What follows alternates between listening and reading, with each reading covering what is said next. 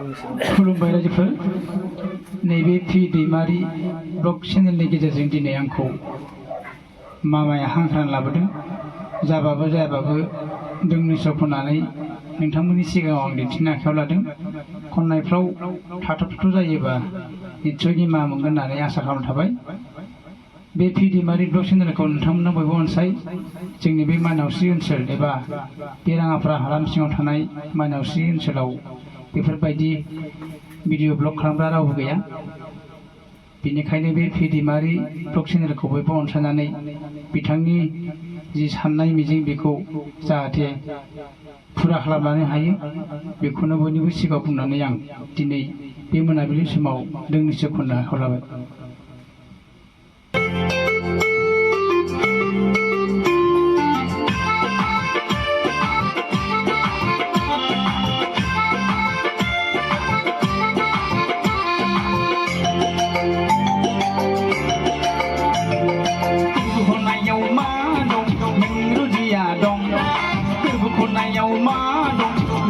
महर दं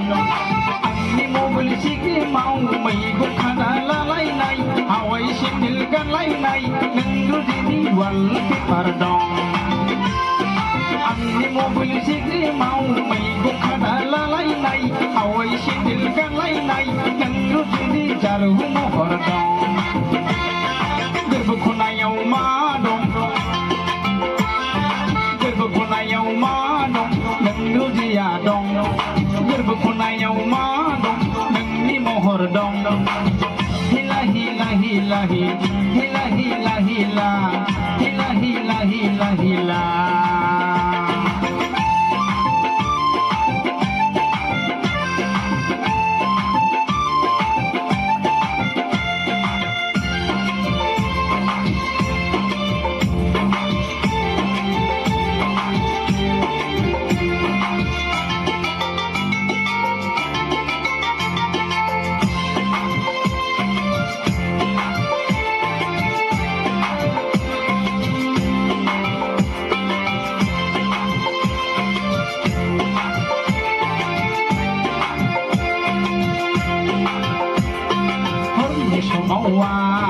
गुरु हांजाब्ला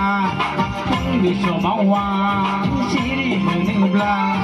आंनि गुदि बिजौआव आंनि सालाय बिजौआव नों दिनै गिलु बिबु दं बाजिल फेनाव जौ लोंनायाव नोंनि मुलाना जौ लोंनायाव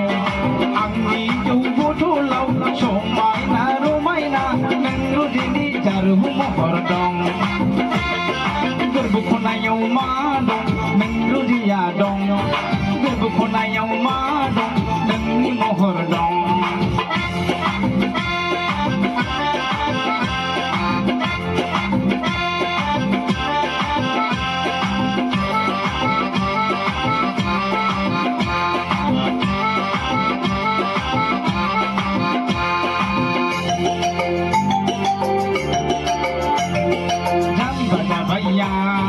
गला जाबाय आं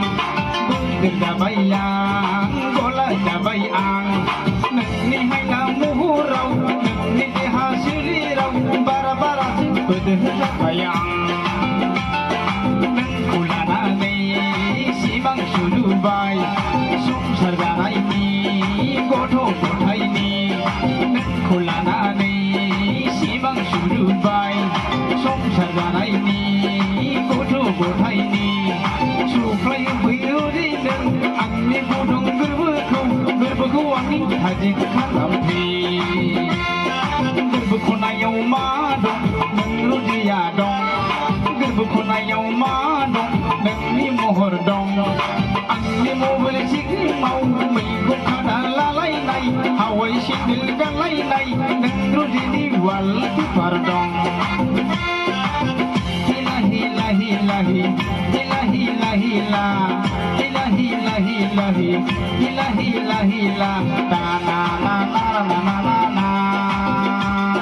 ता ना ना ना ना ना ना ना